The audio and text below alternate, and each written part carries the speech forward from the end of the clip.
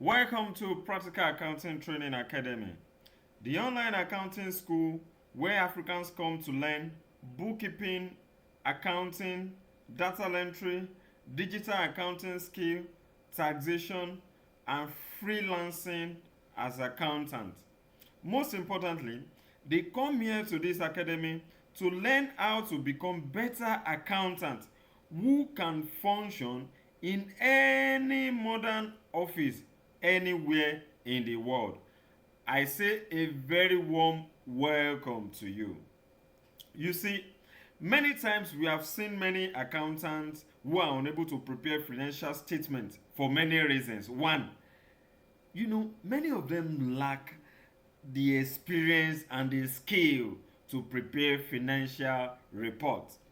Number two is that many of them also lack ability to select and use the necessary tools, maybe software that that can help them to do this or to do this very well.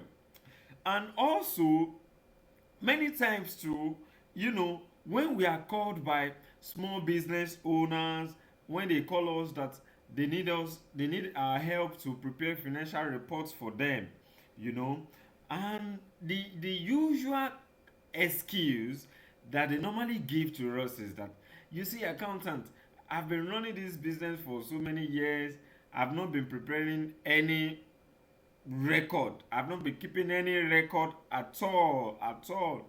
And in such cases, what we normally do is that we request for their bank statement. And the idea is that, many businesses, many, all of or most of their transactions will pass through the bank. And the bank will keep a detailed, a comprehensive record. So we always rely on this record, on this bank statement, in preparing a full financial statement that will contain the income statement, or you call it statement of profit or loss, the statement of financial position or balance sheet, the cash flow statement, the notes, the statement of changes in equity. So we generate all these statements right from the bank statement. And what you will see is that this is one of the course where we were taught in the accounting school, in accountancy school, as an undergraduate, the incomplete record, how to prepare financial statements from incomplete record. So for today's training, in this free training, I'm going to be showing you 10 steps, 10 good steps that you can follow anytime in order to prepare financial reports, financial statements from bank statements of any organization.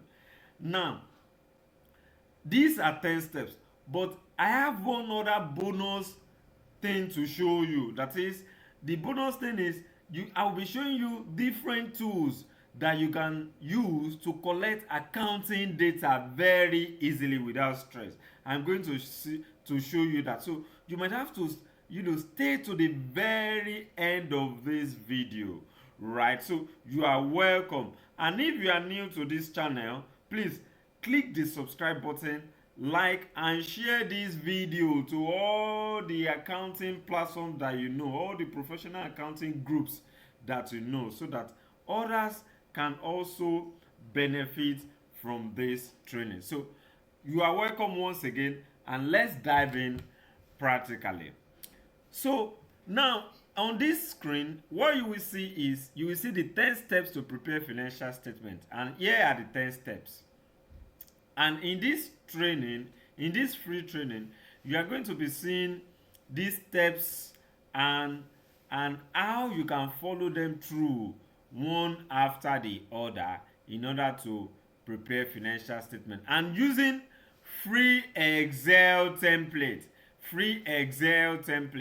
And this workbook that you are seeing is a template, is a complete template that I'm going to be showing you how you can also use this template to prepare financial statement for any organization very easily, without stress. Whether manufacturing organization, whether service-based organization, whether non-profit making organization, the Excel template can work for any organization. Though you might just have to do little changes here and there in order to apply to those organizations. So here are the 10 steps that we are going to be looking at. The first step here is the data collection, then the bank statement analysis, then where you raise journal entries, then where you raise adjusting entries, then when you also need to prepare your ledger. So in this sheet you are going to be seeing the ledger, and you need to prepare the ledger in order to receive new data for the accounts you are preparing for that particular year. Then you post your summarized transactions into the ledger, then you generate your trial balance, then you generate your notes to the account, then you prepare the profit or loss account, you prepare the financial position account, then you prepare the cash flow account. So I welcome you once again, and the last one is how to use free tools to collect accounting data. Let's dive in practically now. So on this page, what you are seeing here is a bank statement, a real client statement.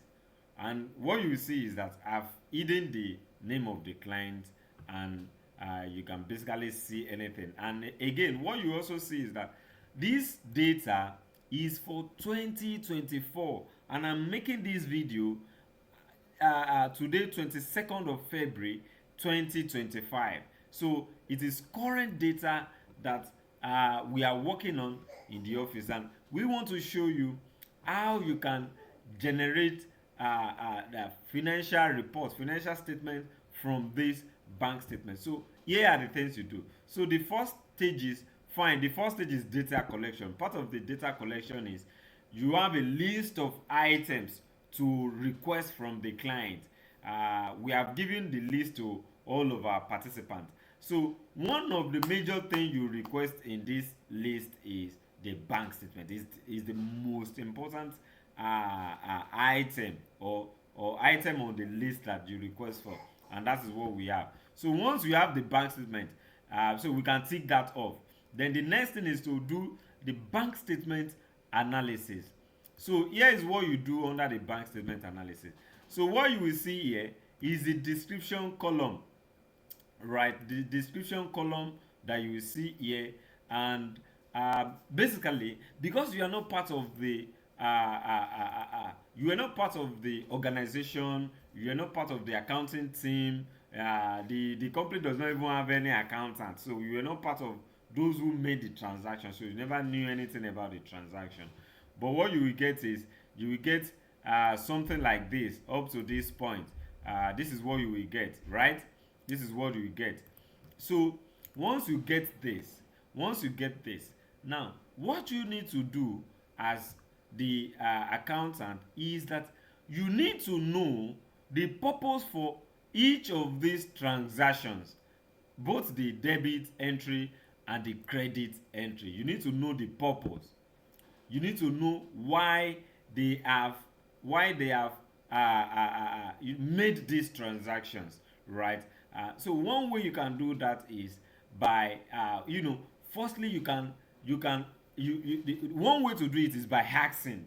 In the real sense of it is to ask whoever has made all these transactions. You ask the person, but before you go ahead to ask, there are certain transactions that you can pick up very easily, right? What are those transactions? So if you just add a filter at the top here, if you add a filter and you come to the description here, you can pick up certain transactions like bank charges. Those are very easy to pick up. So once you come here, there are different ways that the bank narrates the bank charges. One of it is SMS. You can see SMS charges. So once you type SMS charges, right? Okay, let me say charges. Okay, something is not right. Let me see charges.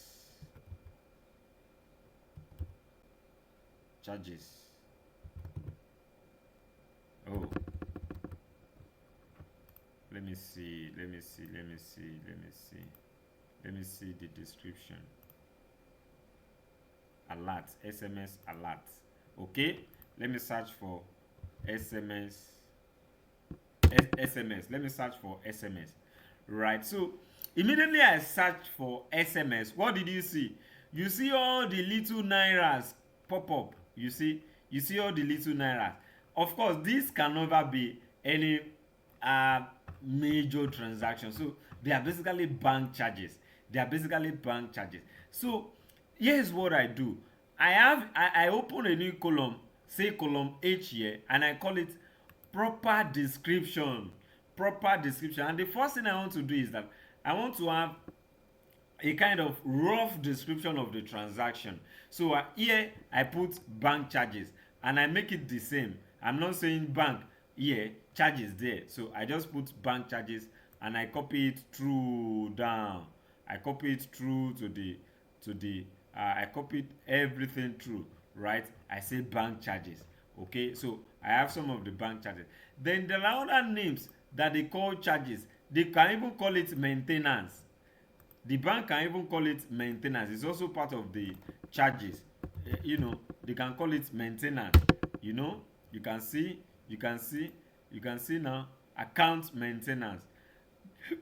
These are all bank charges. So after identifying the little nairas that I can call bank charges, then I can then start looking for those other items that I can't properly describe.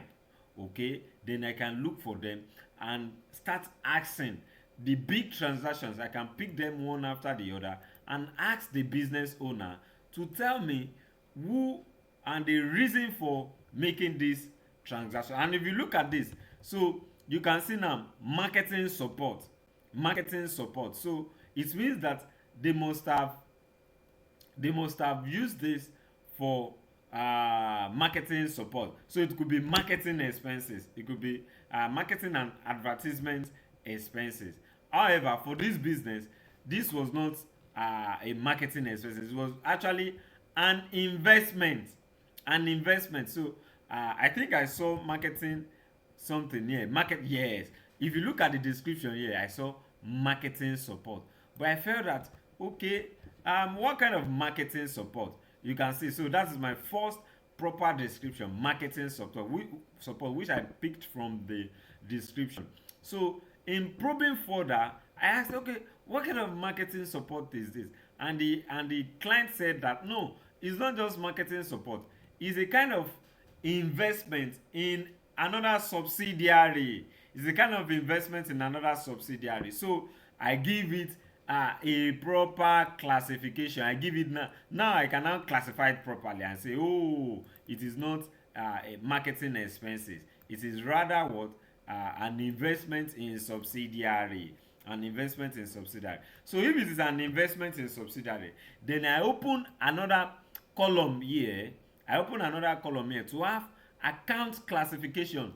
And please note that there are 5 major accounts that you can find in any financial statement. There are 5 major accounts. And what are those accounts? Let me list them here. The first one is income. You can have income. You have income in any account. Then you have expenses.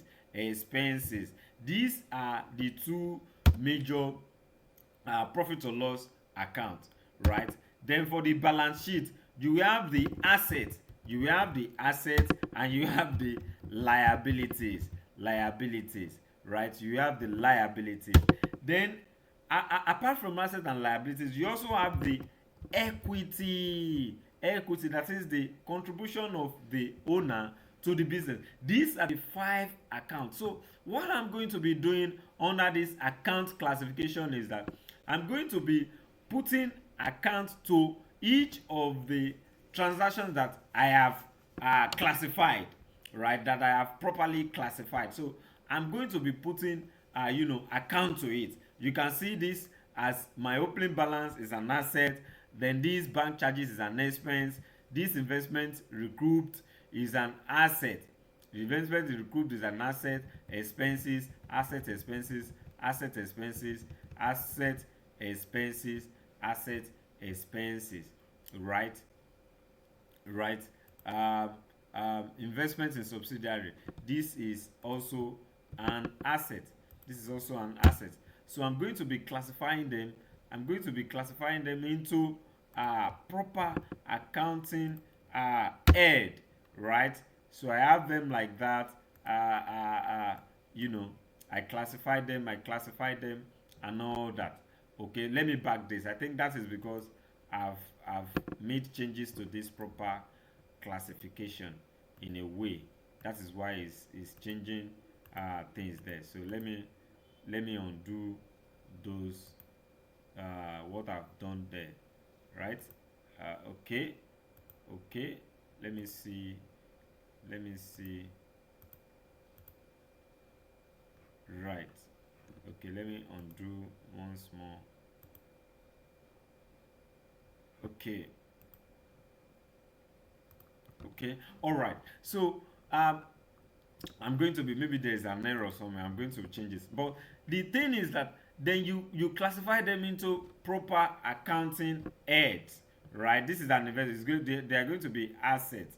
They are all assets and all that, right? So once you are done with that, once you are done, and you are going to be doing this analysis for all the transactions, and you can see here I have about I have about I have about 489 transactions for that year 2024. In fact, this is not so much. Some companies, we have over 2,000 transactions, over 5,000 transactions in a year. So you have to be ready for that. You have to be ready to do the analysis. And it's such a good thing because you're going to be asking and they are going to be giving you the details, the reason for each and every of these transactions. So once you are done with that, before I come to this amount column right here, one of the checks I put in place is that I really want to know, I want to know the the closing balance of the on the account, right? I want to know the closing balance on the account. So one of the things I do is I put a formula here.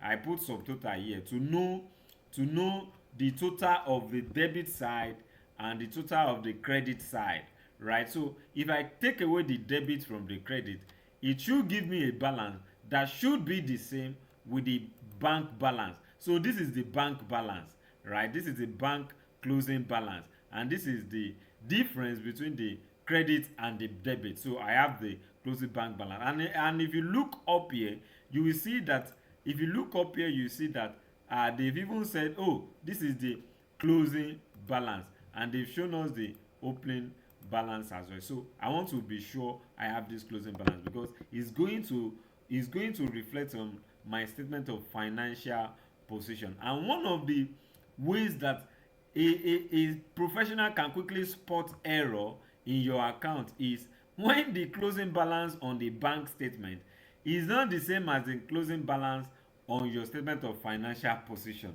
Anybody can pick error. That may be the starting point of picking errors in your account. That may be the starting point. So once I'm done there, because at the end of the day, I want to have a summary. I want to have a summary of the transactions that I have analyzed. I want to have a summary of all these transactions that I have analyzed. So what do I do? What do I do? What I normally do is that I bring up this column here. I usually bring up this column here, and I want to bring in the both the debit and the credit transactions under one column, right? I want to have everything under one column, right? Because it will not be easy for me to have a summary if I have it under these debit and credit entry. So I put a very simple formula here. If column E is equal to 0, anytime you see that this column E is equal to 0, what you should do is that just give me what you see on column F. Just give me what you see on column F, or you give me minus column E. So if you apply this formula, what you get is that it will bring all the debit and credit under this column here. And again, I also have another control here that will help me to know whether I brought in all the transactions. So I have this another subtotal here, and what you will see is that this subtotal, because the debits are negative and the credits are positive, right, under this column, right? Can you see? Fine. Now what you see is that this subtotal here, this total here, is the same as the closing balance, and is the same as the difference between the credit and the debit entries. Okay, so after I must have gotten this, now it is time for me to do you know, to do a summary, to have a summary for all the transactions that I have properly analyzed. So what do I do? What I normally use is I use pivot table. So once I select the range that I have my data here, all the range that I have my data here, then I go to insert. Here, and I come to pivot table, right? So once I come to pivot table, it gives me pivot table from the range. It brings this. Then I can say that it depends. I can say I normally want it on my existing worksheet, right? I normally want it on my existing worksheet, but let me show you what I can do, how to go about it. So if I put it on new worksheet, it will open new worksheet for me, right? Then I can have my summary here. So I need two things. Under my summary. I need my classification under the rows on one side, and I need the amount under the values on another side. So very simple, easy peasy, lemon squeezy. So once I have my summary here, and what you will see is that the grand total here is the same as, let me bring the bank balance. This is the bank balance here. You can see it's the same as the bank balance, and it's also the same as the difference between my credit entries and the debit entries. And you can see it's all the same, 32,964, 32,964, 30.9, right? So it means this account is correct, is balanced, right? Is balanced. So that is the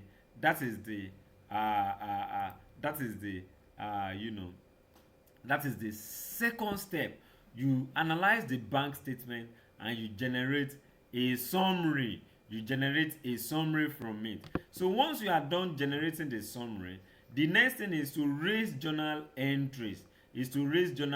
From this summary. You want to raise journal entries from this summary. And what you will see here is that you will see that this bank is just showing one leg of this transaction, accounting fee.